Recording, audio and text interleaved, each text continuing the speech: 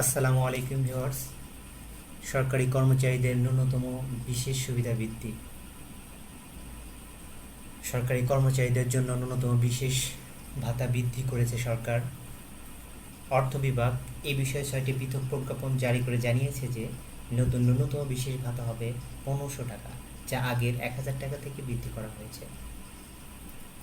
অবসরপ্রাপ্ত সরকারি কর্মচারীদের পেনশনও ৫০০ টাকা থেকে বৃদ্ধি করে সর্বনিম্ন ৭৫০ টাকা করা হয়েছে।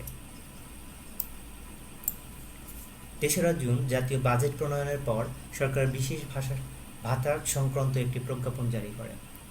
প্রজ্ঞাপন অনুসারে জাতীয় বেতন স্কেলের অধীনে ১ থেকে ৯ম গ্রেডের সরকারি কর্মচারীরা তাদের মূল বেতনের ১০% বিশেষ ভাতা পাবেন, যেখানে ১০ থেকে ২০তম গ্রেডের সরকারি কর্মচারীরা তাদের মূল বেতনের ১৫% ভাতা পাবেন। তবে সকল ক্ষেত্রে বৃদ্ধি ১,০০০ টাকার কম হবে না। ২২ জুন প্রধান উপদেষ্টার সভাপতিত্বে অনুষ্ঠিত এক সভায় আগামী অর্থবছরের বাজেট অনুমোদনের সময় ন্যূনতম বিশেষ ভাতা আনুষ্ঠানিকভাবে অনুমোদিত হয়।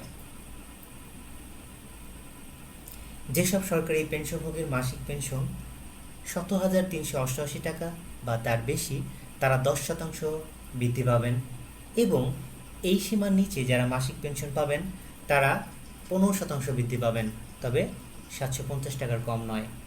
এছাড়া এমপিভুক্ত শিক্ষকরা তাদের গ্রেডের উপর ভিত্তি করে ন্যূনতম ১০ থেকে ১৫% বিশেষ ভাতা পাবেন, তবে ১৫০০ টাকার কম নয়।